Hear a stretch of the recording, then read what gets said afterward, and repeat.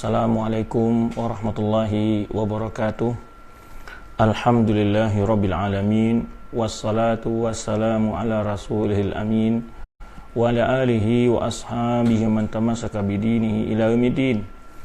Pemirsa Roja TV dan pendengar di Roja beserta pendengar dan pemirsa TV dan radio lain yang ikut bergabung di pagi hari ini bersama kita.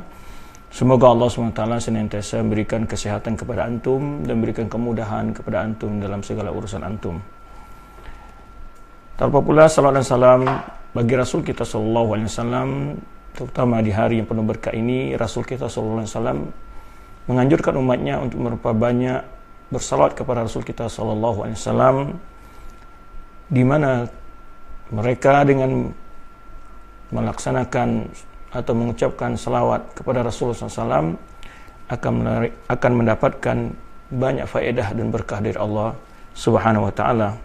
Allahumma salli wa sallim ala nabiyina Muhammadin wa ala alihi wa ashabi ajma'in. Pemirsa dan pendengar dimuliakan Allah Subhanahu wa taala, alhamdulillah kembali pagi hari ini dapat kita melanjutkan pelajaran kita yang berhubungan dengan berkenaan dengan membaca dan menjelaskan tentang sejarah Islam setelah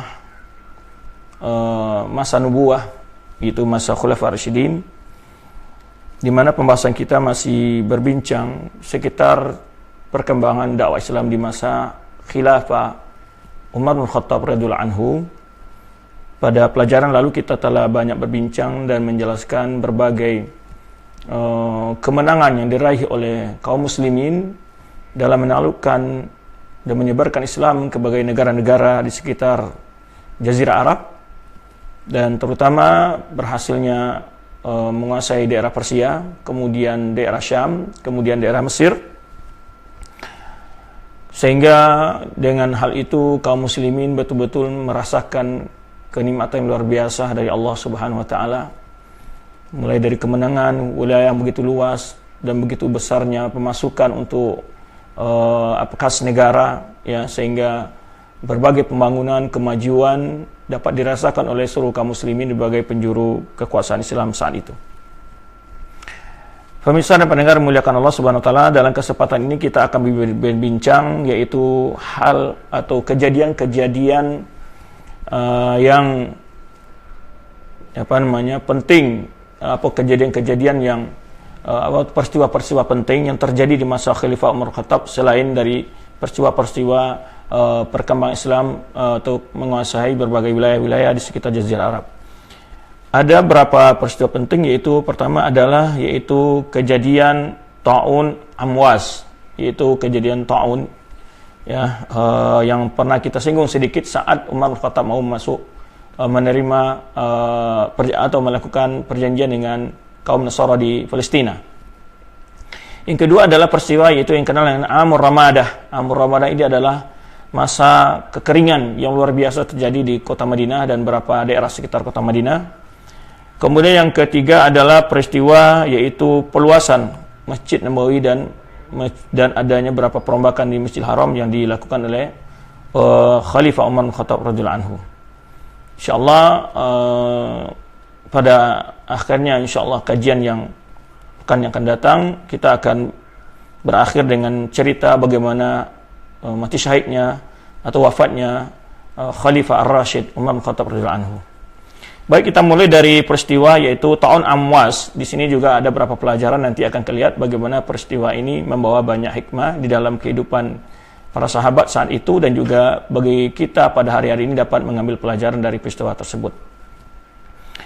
Yaitu Ta'un Amwas terjadi di Syam pada tahun ke-7 Hijriyah, itu tahun ke-4 dari masa Khalifah Umar Khattab pada tahun 17 Hijriyah, di mana dalam kejadian ini meninggal sekitar 25.000 orang. Ya, jumlah yang sangat besar, 25.000 orang meninggal akibat daripada peristiwa Ta'un ini atau penyakit wabah yang menular, wabah yang begitu dahsyat ini. Bahkan sebagian besar sahabat, ya, dari kaum muhajirin yang senior meninggal dalam peristiwa ini, seperti Abu Ubaidah Amir bin Jarrah, Muaz bin Jabal, Yazid bin Abi Sufyan, Sahal bin Amrun, dan Al-Harits bin Hisham. Ini meninggal di waktu kejadian, atau salah satu sebab meninggal mereka adalah yaitu karena ta'un amwas.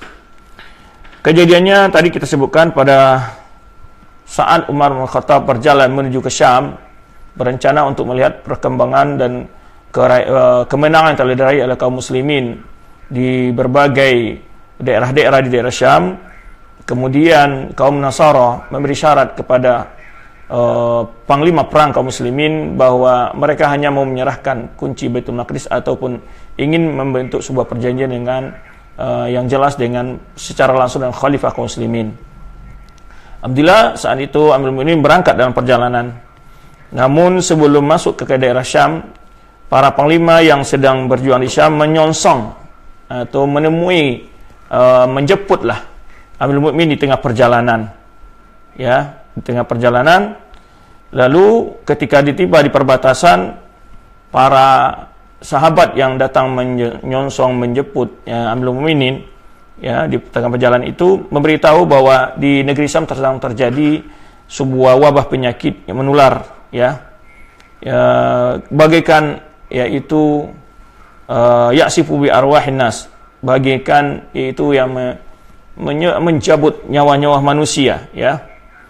Maka sebagian sahabat meminta agar Amirul Mukminin menunda rencana beliau untuk masuk ke daerah Syam. Saya itu Amirul Mukminin ya, sebenarnya kebiasaan beliau setiap mengambil sebuah keputusan penting beliau bermusyawarah dengan para sahabat-sahabat senior.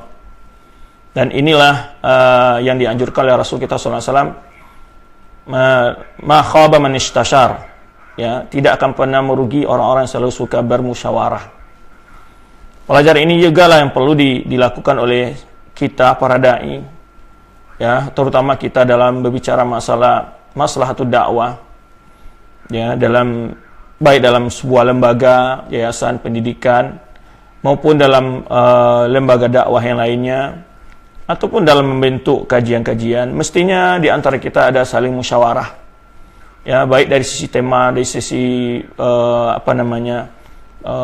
penyampaian, ataupun saling memberikan masukan sama kita, sehingga adanya jalin silaturahim yang begitu indah, dan adanya saling memberi masukan antara sesama dai. Sahabat Umar bin Khattab radhiyallahu anhu, kita tidak ragukan bagaimana beliau seorang hamba yang begitu mulia, ya, yang begitu takwa, bahkan beliau pendapatnya sering sesuai dengan wahyu Allah Subhanahu wa taala yang diberikan kepada Rasulullah SAW. Yaitu terkenal dengan seorang sahabat yang selalu mendapat firasat-firasat yang sangat tepat, ya. Tetapi beliau tidak angkuh, tidak sombong, tidak merasa benar selalu. Ya, beliau selalu bermusyawarah, ya, mendengarkan pendapat para sahabat-sahabat. Ini satu pelajaran yang dapat kita ambil.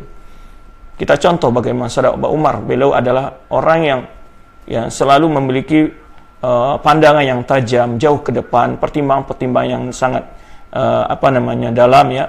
Walaupun demikian beliau sebagai seorang khalifah, beliau tidak mau meninggalkan sahabat-sahabat yang lain yang senior dan berjalan sendiri, ya. Dan inilah kadang-kadang kita sebagai dai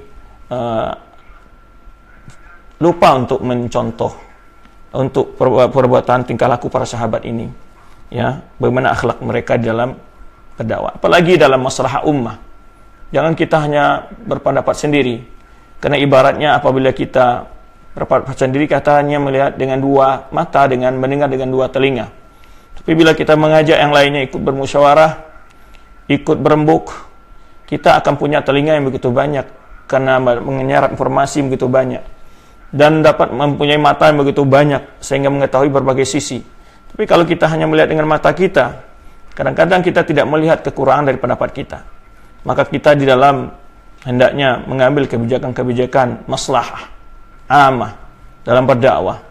Maka tirulah budaya, ya, tirulah akhlak para sahabat, di antaranya Umar bin Khattab di sini. Ketika beliau menghadapi sebuah peristiwa ini, beliau mengajak para sahabat-sahabat yang lainnya untuk bermusyawarah, ya. Ketika, ya, beliau ragu dalam mengambil keputusan, ya, maka beliau bermusyawarah. Di antara sahabat ada yang mengatakan, kita menunggu sampai reda penyakit tersebut baru kita masuk, hai mukminin. Innahu la bala'un wa fana'un, karena itu adalah merupakan bala, musibah, ya, penyakit yang berbahaya dan juga bisa fana'un, bisa menghabiskan orang, ya. Maka pendapat itu mengatakan, pendapat kami adalah engkau tidak usah dulu masuk ke negeri Syam, tapi mengulur waktu aja. Karena Umar bin Khattab melihat adanya perbedaan sahabat itu, beliau memanggil yang senior-senior, ya, pada asyuyukh Quraisyin min muhajiratil fathi, yaitu beliau memanggil para senior-senior dari orang Quraisy, yaitu yang berhijrah sebelum Fatu Makkah, ya. Wastasyaru fil amri, lalu bermusyawarah dalam urusan mereka. Fa ajma'a ala ayyarji'a bin nas, maka pendapat atau ajma'u, dan mereka bersepakat mengusulkan kepada Amirul Mukminin untuk kembali dulu ke Madinah, ya. Nah, ketika itu melihat pendapat sahabat-sahabat yang senior itu, Umar bin Khattab semakin mantap pendirian beliau, maka beliau menetapkan untuk kembali ke Madinah, dan beliau menyuruh Abdullah bin Abbas untuk menyampaikan atau mengumumkan kepada para sahabat yang lain, ya Ibn Abbas, ya, israkh fin nasi, jadi arti umum kepada manusia, faqul inna amrul mu'minin yaqulu lakum, sungguhnya amrul mu'minin berkata kepada kalian, ini musbihun ala dhahrin, jadi aku besok pagi akan balik, asbihu alaihi, ini maka besok pagi kita akan balik dulu ke Madinah. Maka tolong beritahu kepada manusia, kepada sahabat yang lain, kata Amirul Mukminin Umar bin Khattab radhiyallahu anhu. Kemudian akhirnya mereka semuanya ketika setelah dipanggil diumum kepada sahabat, di pagi harinya Amirul Mukminin Umar bin Khattab memberikan ultimatum, perintah, ketegasan untuk supaya kembali dulu ke Madinah. Dan di antara panglima perang yang datang dari daerah Syam yang ikut menaklukkan pasukan dari Romawi itu Abu Ubaidah bin Jarrah, kita masyhur sahabat yang tadi termasuk yang syahid, yang mati dalam keadaan ditimpa penyakit taun ini oleh musibah wabah taun ini. Seorang sahabat yang tidak melihat, ya, tidak menerima pendapat, tidak menyetujui pendapat itu, ya. Dan beliau melihat wa yarawna audatahu firaran min qadarillah. Dia melihat bahwa ini merupakan lari dari takdir Allah. Ya. Wa illam yaf'al dzalika ala Umar, dan Umar pun tidak hal itu pun tidak luput dari pengetahuan Umar. Walakin sarihuhu bihi, ya. Tapi faqala afiraran min qadarillah, lalu Abu Ubaidah berkata kepada Amirul Mukminin, apa engkau lari takdir Allah ya Amirul Mukminin? Lalu Umar menjawab, na'am nafiru min qadarillah ila qadarillah. Iya, kita lari dari takdir Allah ke takdir Allah yang lainnya. Maka kisah ini juga sering dicuplik atau dinukil oleh para ulama kita ketika menjelaskan masalah beriman pada takdir baik dan takdir buruk. Nah, ini juga pelajaran bagaimana penerapan pemahaman takdir dalam pemahaman sahabat. Nah, maka Umar Khattab menjawab, iya, kita lari dari takdir Allah kepada takdir Allah yang lainnya. Kita memilih takdir Allah yang lebih baik, ya. Baik kita masuk ke Syam ataupun kita kembali ke Madinah, kita tidak keluar dari takdir Allah. Kemudian terjadilah diskusi ini di antara Abu Ubaidah dan Umar bin Khattab radhiyallahu anhu, ya, dengan pendapat yang berbeda, ya. Akan tetapi, ya, Umar bin Khattab semakin berupaya menjelaskan masalah ini. Bahkan dicontohkan oleh beliau bagaimana kalau seandainya salah seorang kalian mengembalakan ternaknya, ada dua padang rumput, satu padang rumput yang kering kerontang, satu padang rumput yang penuh dengan rumput yang subur. Kemana dia akan membawa, ya, binatang ternaknya? Tentu pasti akan dibawa kepada padang rumput yang rimbun, padang rumput yang subur untuk dimakan oleh ternaknya. Maka kita memilih takdir Allah. Jadi ini tidak lain dari takdir Allah, tapi kita adalah berupaya mencari takdir Allah yang lebih baik. Nah, ini bagaimana memahami takdir, ya. Jangan pula ketika orang menyerah tanpa ngambil asbab. Memang berhujah dengan takdir itu ada yang dilarang, ada yang dibolehkan. Berhujah dengan takdir ketika setelah berupaya mengambil sebab-sebab, berupaya mencari jalan keselamatan, lalu ditimpa oleh hal-hal yang tidak diinginkan, ya ini adalah sudah takdir Allah karena sudah berupaya. Tetapi kita disyariatkan untuk mencari takdir Allah yang lebih baik, karena oleh sebab itu disyariatkan kepada kita untuk melakukan amal soleh dan mengambil sebab-sebab. Jika lapar, kita tidak tetap duduk di tempat kita, tapi kita berupaya mencari makan. Ya, hal ini adalah sesuai dengan fitrah manusia. Jadi tidak sebagian orang memahami takdir itu adalah, orang memahami takdir adalah dengan menyerah sepenuh tanpa ada usaha. Bukan begitu. Maka oleh sebab itu atau dengan istilah lain disebut dengan tawakal. Bukan begitu makna tawakal. Karena Rasulullah SAW menggambarkan makna tawakal itu adalah harus mengambil asbab. Dalam hadis yang disebutkan Rasulullah SAW, "La annakum tawakkaltum 'ala Allah haqqa tawakkul." Jika kalian benar-benar bertawakal kepada Allah dengan tawakal yang benar, ya, la razaqakum kama yarzuqut tayra. Sungguh Allah akan beri rezeki pada kalian sebagaimana Allah beri rezeki pada burung. Ya, takhudhu khimasan wa taruhu bitanan. Di pagi hari dia berangkat terbang mencari makan dalam perut kosong, namun sehari kembali dengan perut yang penuh dengan isi, ya, yang sudah kenyang. Nah, akhirnya di sini dicontohkan di mana burung itu bukan menunggu makanan yang di pohon tempat dia tidur, akan tetapi dia mencari ke sana sini, ke pohon sana, pohon sini, ya. Dan dia tidak pasti di situ apa ada makan, yang penting dia berusaha dulu. Berusaha. Ya. Nah, ini salah satu juga faedah, ya, salah satu juga faedah yang diambil dalam kisah ini, di mana seorang muslim memang wajib percaya kepada takdir Allah baik, takdir buruk Allah, takdir baik, takdir buruk, beriman dengan takdir baik, takdir buruk, akan tetapi bukan berarti menafikan menafikan mengambil asbab, ya, mengambil asbab. Oleh sebab itu Allah Subhanahu wa taala ada asbab syar'iyyah, ada asbab kauniyah. Ya. Ada asbab muharramah, ada asbab yang mubahah. Nah, ini harus kita ketahui, sehingga jangan kita hanya, ada sebagian orang malas bekerja, malas berupaya, berusaha, lalu ketika dinasihati, udah, sudahlah beginilah takdir Allah. Ya, padahal dia belum berupaya, belum berusaha. Nah, oleh sebab itu ulama kita membuatkan kaidah dalam beriman kepada takdir baik dan buruk itu, bahwa beriman kepada takdir baik dan buruk itu di antara kaidah adalah bahwa tidak boleh berhujah dengan takdir dalam meninggalkan perintah-perintah Allah, atau dalam ma'ayib, dalam berbuat dosa lalu berhujah dengan takdir. Nggak bisa, nggak boleh, ya. Akan tetapi boleh berhujah dengan dalam ketika mendapat musibah, boleh, ketika mendapat musibah. Kisah yang lain juga diriwayatkan dan masih dari Umar bin Khattab tentang seseorang berhujah dengan qadar, dengan takdir ketika dia berbuat dosa. Ya, walaupun kisah ini ada yang mengatakan sanadnya dhaif, ada yang mengatakan sanadnya hasan li ghairi. Yaitu kisah ketika adanya orang yang mencuri di masa Khalifah Umar bin Khattab, lalu setelah diproses, ya, telah di BAP dan terusnya diputuskan hukumnya bahwa dia adalah diberi keputusan hukum untuk dipotong tangannya. Lalu ketika saat Amirul Mukminin mau melaksanakan hukum tersebut, orang ini berkata kepada Amirul Mukminin dengan berhujah dengan takdir. Dikatakan oleh dia, "Mahlan ya Amirul Mukminin, tunggu sebentar, saya ingin bicara. Bahwa saya ini mencuri dengan takdir Allah. Kenapa kalian harus memotong tangan saya? Ya, saya ini mencuri dengan takdir Allah." Dan Amirul Mukminin juga membalasi ungkapannya dia, "Saya juga memotong tanganmu dengan takdir Allah juga. Saya juga memotong tanganmu dengan takdir Allah.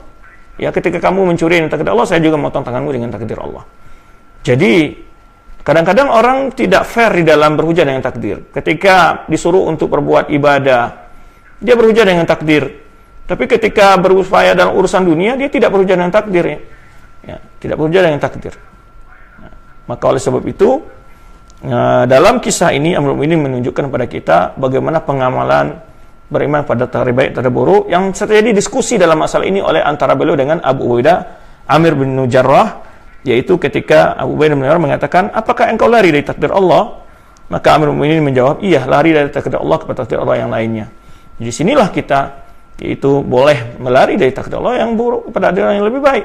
Ketika kita sakit, cari takdir Allah dalam kesembuhan. Kita kurang dalam sisi ekonomi, kita berupaya mencari rezeki.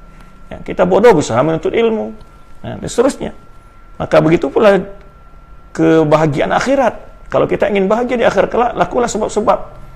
Nah, kemudian iradah Allah itu ada dua, juga dalam kaidah beriman pada hari buruk itu adalah iradah syariah, iradah kauniyah. Kehendak Allah secara syar'i yaitu adalah perintah-perintah Allah yang Allah wahyukan, yang Allah turunkan dalam Al-Quran ataupun disampaikan Rasulullah melalui sabda-sabdanya. Ada iradah kauniyah adalah kehendak Allah secara kauni. Nah, iradah kauniyah ini adalah rahasia Allah Subhanahu wa taala. Maka oleh Imam Abbas menyebutkan bahwa beriman kepada takdir adalah al-qadar sirrullah, bahwa takdir itu rahasia Allah, tidak ada seorang pun mengetahuinya. Ini masalah ada takdir kauni. Maka kita tidak bisa berhujah dengan takdir kauni, tapi bisa berhujah dengan takdir syar'i. Kenapa? Karena takdir syar'i adalah ilmunya ada pada kita. Kita tahu itu sebagai hujah.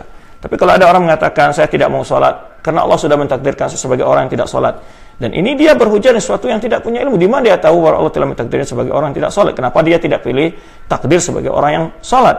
Dan demikian pula dalam melaksanakan perintah-perintah Allah yang lainnya. Itu sedikit faedah dari kisah Amirul Mukminin kenapa beliau mengundur masuk ke dalam negeri Syam ketika terjadi wabah penyakit yang begitu dahsyat. Di sini juga terdapat pelajaran bagaimana terjadi saling memuliakan di antara sahabat dalam berbeda pendapat. Dalam kisah ini disebutkan ketika Abu Ubaidah tetap masuk ke Syam, kembali lagi ke Syam.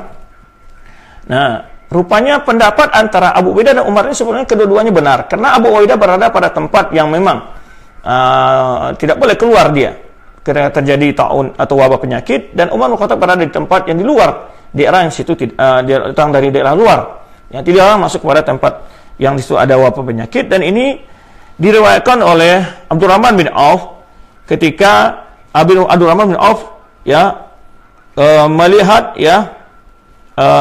ada sebagian sahabat ketika setelah sampai di Madinah masih agak bingung menyikapi keputusan yang diambil Amirul Mukminin radhiyallahu anhu. Lamma qadima Abdurrahman, ketika Abdurrahman datang, di dalam kisah lain disebutkan ketika Umar bin Khattab bermusyawarah dengan para sahabat tadi, senior-senior sahabat dari kaum Muhajirin dan Ansar ini, Abdurrahman bin Auf disebutkan sedang buang hajat, Maka setelah kembali dia menjelaskan, dan dia melihat manusia dalam keadaan bingung dalam memutuskan hal itu. Lalu ditanya oleh Abdurrahman bin Auf, "Masya'an nas, kenapa manusia ragu-ragu saya lihat?" Fa akhbaru wa khabarahum, lalu diberitahu tentang apa yang sedang terjadi diskusi yang sedang membuat mereka bingung. Faqala, "Indi min hada ilmun." Kata Abdurrahman bin Auf, "Saya punya ilmu tentang masalah ini." Apa? Faqala Umar, "Fa anta indana amin musaddaq, famada indak?" Lalu Umar menyebutkan, "Engkau adalah orang yang kami percaya, yang jujur. Apa yang kamu ketahui tentang hal ini?" Qala sami'tu Rasulullah sallallahu alaihi wasallam yaqul. Nah, ini aku mendengar Rasulullah SAW bersabda, "Idza sami'tum bihadzal waba bi baladin fala tuqaddimu alaihi aw fala taqdimu alaihi." Fala taqdimu alaihi. Jika kalian mendengar sebuah wabah penyakit menular di sebuah negeri, jangan masuk ke dalamnya. Wa idza qa'a antum bihi, tapi apabila terjadi wabah penyakit dan kalian berada di daerah itu, fala takhruju firaran minhu, jangan pula keluar lari, wala yukhrijannakum illa dzalik, dan tidaklah boleh kalian keluar kecuali dengan hal itu, karena hal itu, Nah, ini menunjukkan Rasulullah SAW memberi sebuah cara bagaimana untuk menangkal menularnya semakin melebarnya penyakit, dan juga bagaimana menunjukkan wajib mengambil asbab. Rasulullah mengatakan, jika kalian mendengar sebuah wabah penyakit menular sebuah negara, sebuah daerah, kalian jangan masuk ke daerah itu sampai reda. Dan bila kalian sedang berada di dalam daerah itu, kalian tidak boleh keluar, lari. Sementara hikmah disebut keluar. Kenapa orang ada di dalam pun tidak boleh menyelamatkan diri? Pertama, dia harus bertawakal kepada Allah Subhanahu wa taala, dan semuanya atas takdir yang dikehendaki Allah SWT. Yang kedua, hikmah disebut para ulama adalah, kalau orang yang berada di daerah ada wabah penyakit menular, lalu dia lari ke daerah lain, kemungkinan dia bisa menyebarkan lebih luas lagi wabah itu dengan keluarnya di daerah tersebut. Nah, ini menunjukkan betapa agama kita memang memiliki solusi yang begitu sangat moderat sangat moderat kata-kata orang sekarang dalam menyikapi permasalahan yang terjadi. Sebagaimana terjadinya wabah penyakit, sehingga ditangkal untuk tidak menyebar ke daerah lain. Orang yang ada di situ jangan sampai lari, dan beriman saja kepada takdir pada Allah. Kalau dikehendaki Allah ikut mendapat musibah dengan itu, ya sudah, sabar dengan hal itu. Nah, ini hadis yang disampaikan Abdurrahman bin Auf. Akhirnya kelihatannya kalau begitu keputusan dua orang sahabat tadi kayaknya benar saja. Ya, karena memang Abu Ubaidah bin Jarrah berada di Syam, ada Umar bin Khattab baru datang dari Madinah. Tetapi diskusi Abdurrahman bin Auf dan Umar bin Khattab radhiyallahu anhu, bukan Abdurrahman bin Auf, yaitu Abu Ubaidah bin Jarrah, itu masalah at-tafwid min qadarillah. Walaupun demikian, ya, adanya pengingkaran dan Abu Ubaidah tetap dengan pendapatnya, Abu Mukminin yang diikuti oleh kaum muslimin kembali ke Madinah, Amirul Mukminin tetap saja mengirim surat kepada Abu Ubaidah, ya, agar menyelamatkan dirinya. Nah, dan akhirnya, ya, Abu Ubaidah wafat, ya. Di sini juga terlihat bagaimana walaupun ada perbedaan pendapat, rasa cinta kedua orang sahabat itu tetap saja terjalin. Buktinya Umar bin Khattab tetap saja menginginkan Abu Ubaidah untuk menyelamatkan dirinya dan tidak kembali ke Syam, ya. Ini salah satu pelajaran dari apa yang kita ambil di sini, bagaimana Abu Ubaidah dan Umar bin Khattab meskipun mereka berbeda pendapat, ya, dan di dalam menyikapi kejadian itu, akan tapi kita lihat rasa sambung kasih dan cinta antara mereka tidak pernah putus, sehingga tetap saja Umar bin Khattab, ya, mendoakan, mencintai Abu Ubaidah bin Jarrah radhiyallahu anhum ajma'in. Taib. Itu peristiwa pertama. Peristiwa kedua adalah yaitu Amr Ramadah. Amr Ramadah adalah masa kekeringan yang luar biasa. Yaitu pada tahun 18 Hijriah. Itu tahun kelima dari masa Khalifah Umar bin Khattab. Diceritakan oleh para penulis sejarah Islam, Ibnu Katsir, Tabari, kemudian juga para ulama-ulama lain menceritakan tentang kejadian ini, membahas itu tadi kita sebutkan ada sekitar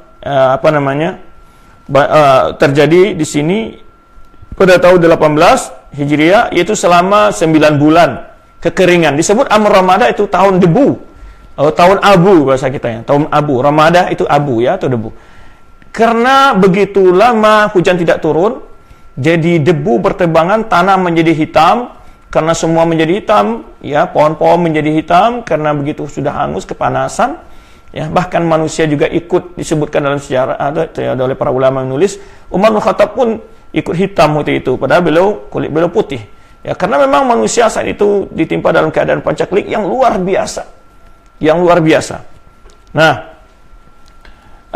maka ada beberapa kebijakan yang diambil Amirul Mukminin. Pertama, beliau adalah menginfor makanan dari daerah Syam, ya, ada yang menyebutkan daerah Mesir, tapi ada ulama mengatakan bahwa Mesir belum ditaklukkan pada tahun tersebut. Maka dikirimlah makanan dan Amirul Mukminin berkeliling ke masyarakat membagikannya. Bahkan beliau sendiri, kalau seandainya beliau ingin membedakan diri beliau dengan masyarakat, beliau bisa saja, akan tapi beliau mengatakan, ya, saya tidak akan bisa kenyang kalau rakyat saya belum makan. Demikian sikap beliau berkeliling setiap malam membagikan, ya. Kemudian datang kiriman-kiriman untuk membantu meringankan.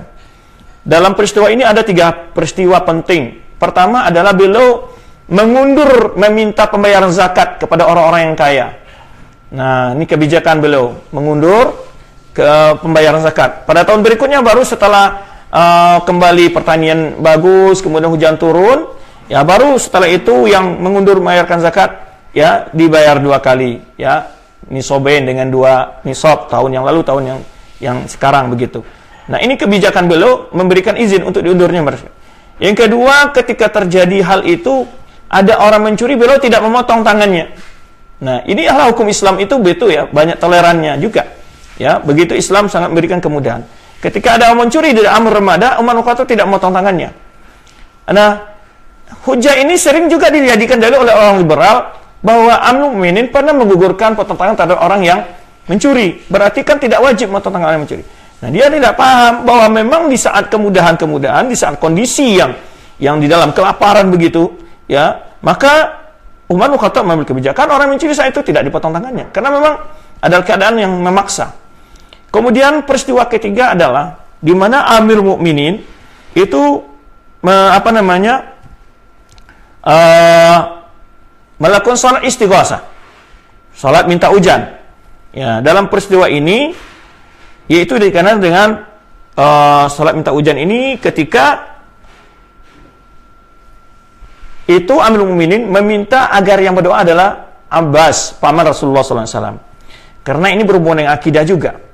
Nah, maka masyru'nya beristighosa itu memohon doa itu pada orang yang hidup.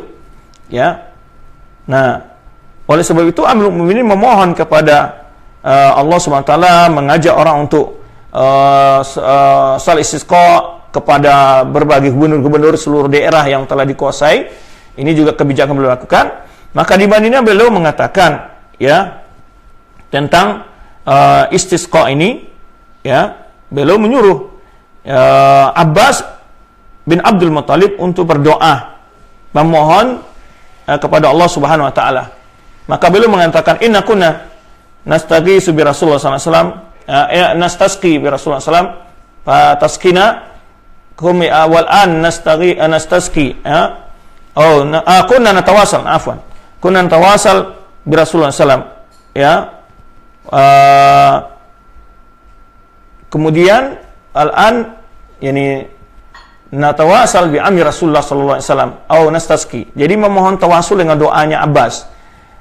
Dan di sini kan tunjukkan bahwa tidak boleh meminta kepada mayat. Kalau seandainya boleh meminta istighosa kepada orang telah mati, tentulah mereka tidak akan berpindah dari Rasulullah sallallahu alaihi wasallam kepada Abbas bin Abdul Muttalib, ya. Karena istighosa itu adalah memohon kepada Allah Subhanahu wa taala, bertawasul dengan doa orang soleh seperti Abbas ini. Kalau di masa hidup Rasulullah SAW dengan Rasulullah SAW.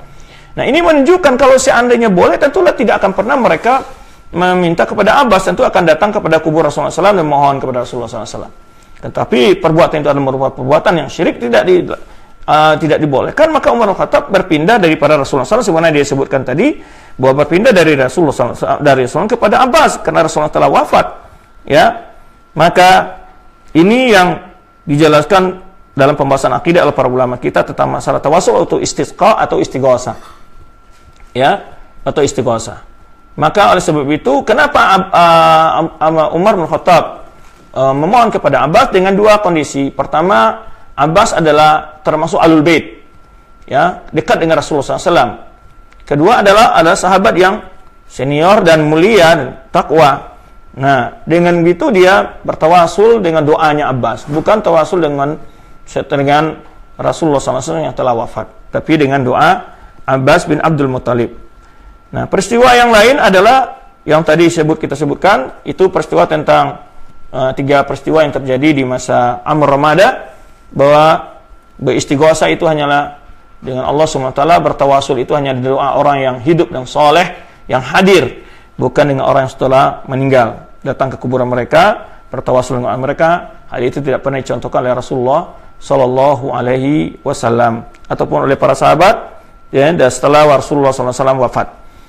Peristiwa yang lain adalah yaitu tentang peluasan. Di antara peristiwa penting lain adalah peluasan Masjid Nabawi. Ya, di masa Umar bin Khattab, ya, di luar ada pemugaran peluasan di masa beliau untuk Masjid Nabawi, sehingga termasuk ke dalam rumah beliau itu rumah Abdullah bin Abbas, ya, sampai yaitu luasnya sekitar tausi'ah asyatu adru'in min jihatil qiblah, ke arah depan ditambah 10 hasta, wa ishrina zira'an min nahiyatil gharbiyah, ke arah kanan ditambah 20, ya, 20 meter atau 20 hasta gitu, ya, ditambah ke arah kanannya, di arah bagian kiri, wa sab'ina zira'an min nahiyati syamaliyah, ya, ditambah ke arah, ya, ke arah utara, tadi ke arah barat ditambah 20, ke arah utara ditambah yaitu 70 meter, ya. Wa ada bina'uhu bil laban, dibangun kembali menggunakan batu bata. Wal jarid ini adalah pelepah-pelepah korma, batang korma. Wa ja'ala amuduhu minal khashab, kemudian buat tonggaknya dari kayu. Wajala sakfahu min jarid kasahu, kemudian atapnya dari pohon dari pelepah korma, ya, kemudian ditutup dengan terpal, liyahman nas minal matar, agar tidak melindungi manusia dari hujan. Nah, wa naha an zakhrafatihi bi humratin aw sufratin. Nah, safratin, di mana Umar bin Khattab melarang jangan dicat ataupun dihiasi dengan warna merah ataupun kuning, la'alla yaftatinan nasu fi salatihim, ya, agar tidak mengganggu kekhusyukan manusia dalam salat. Nah, ini juga kaidah yang diberi agar jangan sampai di dalam masjid ada hias-hiasan atau warna-warna yang mengganggu kekhusyukan orang yang sholat. Ini diperintahkan oleh Umar bin Khattab, dilarang untuk menghiasinya dengan cat warna merah atau kuning supaya tidak mengganggu kekhusyukan manusia dalam sholat mereka. Ya. Kemudian warasafa ardahu bihasba ji'a binal aqiq. Kemudian dialasi dengan batu-batu kerikil-kerikil kecil, ya, yang pasir gitu ya. Kemudian juga ini tentang Masjid Nabawi. Ini pertama sekali. Ini kelihatan ya memang pembangunan luar biasa di masa Umar, kemudian juga pengembangan Islam. Ya, kita belum bicara bagaimana kemajuan administrasi negara di zaman beliau, ya, itu luar biasa. Nah, kemudian pembangunan lain adalah yaitu adanya sedikit melakukan beberapa rehab di Masjidil Haram. Ya, pertama yang beliau lakukan adalah memindahkan makam Ibrahim, tempat berdiri Nabi Ibrahim yang sekarang ada kelihatan dalam kaca bulat itu. Dulunya lengket dengan dinding Ka'bah. Nah, sekarang beliau pindahkan ke tempat yang sekarang ini untuk memudahkan orang-orang bertawaf dan orang sholat. Karena kan kalau orang bertawaf mestinya selesai tawaf salat di belakang makam Ibrahim. Nah, kalau salat di situ dan makam Ibrahim berempet dengan dinding Ka'bah, itu akan mengganggu orang yang sedang tawaf. Maka beliau memundurkan makam Ibrahim itu ke belakang. Kemudian biar orang bisa tawaf dan orang salat bisa agak menghindari dari jalur tawaf. Nah, ini di masa Umar bin Khattab radhiyallahu anhu. Kemudian juga ya memulai dengan pagar, ya. Kemudian juga makam Ibrahim itu diletakkan di dalam kaca, ya, maksuro, yaitu dalam kaca yang seperti sekarang. Tapi sekarang itu apa itu bukan yang dibuat di masa Umar bin Khattab, nggak tahu. Yang penting dibuat dalam kaca makam Ibrahim tadi, tempat berdiri batu yang di situ berbekas jejak kaki Nabi Ibrahim saat membangun Ka'bah. Ya, makam Ibrahim itu maksudnya bekas jejak kaki Nabi Ibrahim. Bukan makam dalam artian dalam bahasa Indonesia makam ada artinya kuburan, bukan kuburan Nabi Ibrahim. Ya, makam itu adalah tempat berdiri Nabi Ibrahim di mana kakinya berjejak berbekas di batu. Nah, kemudian juga memagar Masjidil Haram dengan pagar, ya. Nah, di pagar kemudian juga beliau membuat kiswah Ka'bah dari Baitul Mal, kiswah Ka'bah. Nah, ini kemajuan-kemajuan yang dilakukan oleh Amirul Mukminin Umar bin Khattab radhiyallahu anhu. Nah, insyaallah pada kajian yang akan datang kita akan bercerita sedikit tentang kisah wafatnya Amirul Mukminin radhiyallahu anhu, walaupun di dalam kita sejarah banyak sekali kejadian panjang sekali ceritanya tentang hal perkara ini, tentang wafatnya Amirul Mukminin ini, di mana disebutkan di dalam kisahnya bahwa Amirul Mukminin ini diriwayatkan oleh sebagian ulama, ya. Kisahnya qala Abu Shalih As-Samman qala Ka'b bin Ahbar, ya, qala Ka'b li Umar. Ini diriwayatkan bahwa Abu Shalih berkata Ka'b bin Ahbar, yang mantan daripada pendeta Yahudi, ajiduka fit Taurat tuqtal syahidan. Aku mendapatkan engkau itu di dalam kitab Taurat akan mati syahid. Nah, qala wa anna li bisyahada wa ana bi jaziratil Arab. Kata Umar bin Khattab saat itu, mana saya bisa akan mati syahid sedangkan saya di Jazirah Arab ini, maksudnya tidak berada di medan jihad, karena saat itu sudah Jazirah Arab sudah berada dalam wilayah Islam semuanya. Sa'id Musayyib menyebutkan ketika Umar nafara minal Mina, ini adalah setelah hari ketiga dari hari tasyrik, itu keluar dari Mina untuk balik ke Mekah, mau balik ke Madinah tawaf wada, ya. Nah, atau tawaf ifadah. Ana bi Abtah, beliau beristirahat di Abtah. Abtah itu adalah kalau dulu disebut dengan ada perpustakaan dekat tempat lahirnya Rasulullah SAW, kalau sekarang ada di bawah istana, ya, yang sekarang ada di situ lapangan. Nah, di situ Abtah namanya, di dekat daerah Sa'i, ya, Safa Marwah itu.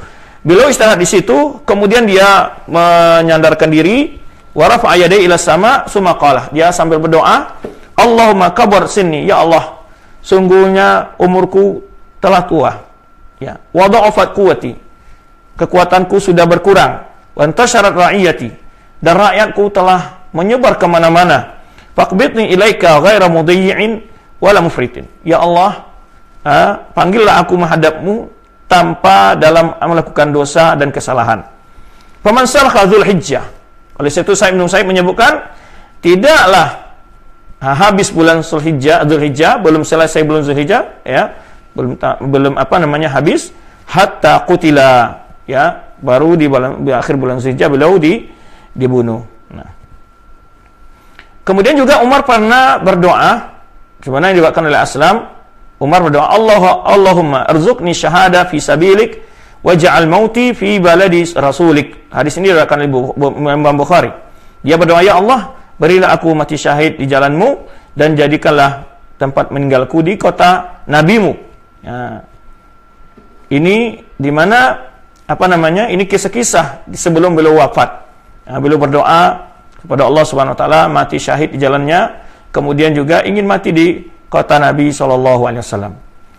Kemudian Ma'dan bin Abi Thalhah juga meriwayatkan khataba Umar. Umar pernah memberi khutbah satu kali.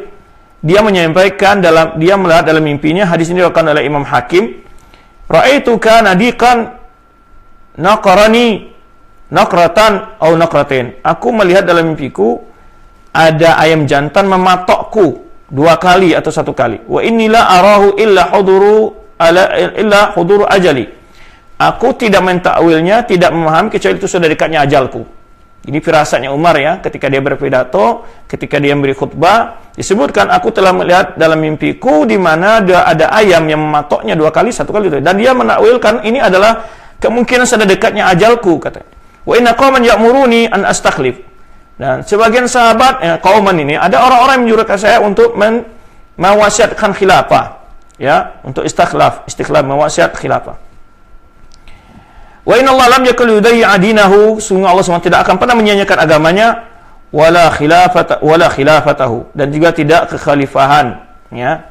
Fa in ajala bi amrun, jika memang ajalku sudah datang, fal khilafu syura baina haula'i sittah, maka urusan khilafah adalah menjadi permusyawaratan yang akan dirembukkan oleh enam orang sahabat alladzina tuwfiya Rasulullah sallallahu alaihi wasallam wa huwa anhum radin, yaitu yang mereka itu di mana saat Rasulullah SAW wafat, Rasulullah meridai dan mencintai mereka. Inilah 6 orang yang tersisa dari sahabat yang mendapat berita secara langsung dari Rasulullah SAW menjadi ahli surga dalam sebuah hadis secara lengkap. Nah, ini kisah-kisah sebelum wafatnya beliau, isyarat-isyarat yang beliau sampaikan ketika sebelum wafatnya beliau, sebelum kejadian beliau dibunuh oleh Abu Lu'lu' al-Majusi. Insyaallah pada kajian yang akan datang kita akan dengarkan cerita peristiwa wafatnya beliau dan kejadian-kejadian saat beliau wafat, ya. Demikian untuk barangkali pertemuan kita dalam kesempatan ini. Mudah-mudahan apa yang kita sampaikan dapat kita ambil faedahnya dan kita dapat menginspirasi kita untuk memahami agama yang mulia ini, serta dapat kita terapkan di dalam amalan sehari-hari kita. Demikian, wallahu a'lam bishawab. Kita kembalikan kepada akhi yang madu kita dari studio Roja Cilengsi.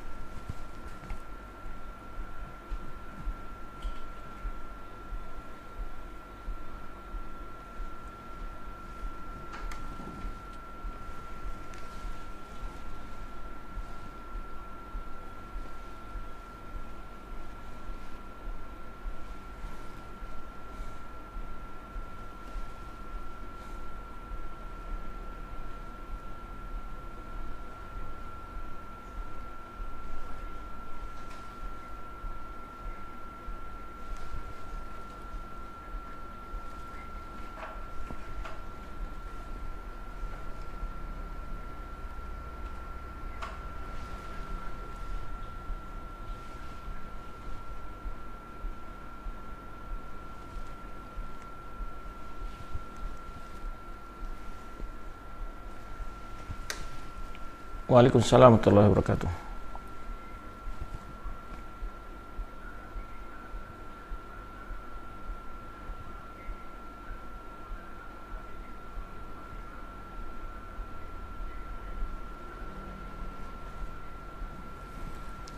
Waalaikumsalam warahmatullahi wabarakatuh. Khalifah Umar bin Aziz termasuk salah satu dari cucu-cucunya Umar bin Khattab radhiyallahu anhu. Ya. Tetapi beliau menjadi khalifah pada masa khalifahan Bani Umayyah, yaitu jauh dari masa Umar bin Khattab. Setelah Umar bin Khattab ada Utsman, kemudian Ali, kemudian setelah selesai masa khilafah awal raja dalam Islam itu khalifah yaitu Muawiyah bin Abi Sufyan. Ya, kemudian Yazid bin Muawiyah, ya, terus terakhir ada Hisham bin Abdul Malik bin Yazid, kemudian Hisham bin Abdul Malik, beberapa anak dari Hisham, kemudian dari anak itu adalah nanti baru Umar bin Aziz, yaitu sekitar tahun 99 Hijriah sampai tahun 101 beliau menjadi khalifah. Jadi beliau menjadi khalifah tahun 99 Hijriah sampai tahun 101 Hijriah. Itu Umar bin Abdul Aziz. Wallahu alam, termasuk khalifah yang dikenal keadilannya, tetapi masa khalifah beliau memang sangat singkat, itu sekitar 3 tahun. Wallahu alam bishawab.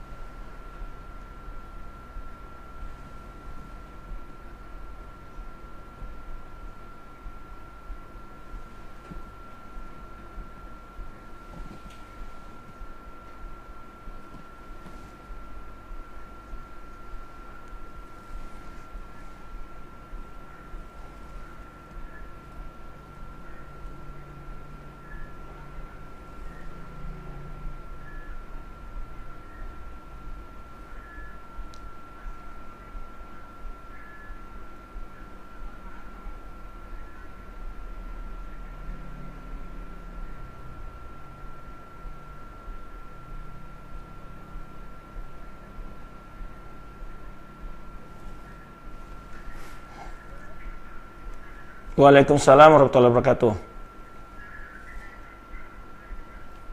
Iya Pak, ya Pak, bila silakan.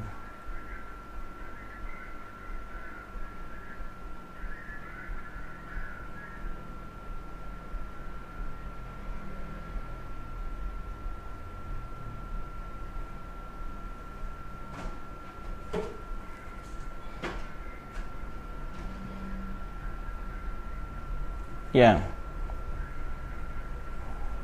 Waalaikumsalam warahmatullahi wabarakatuh.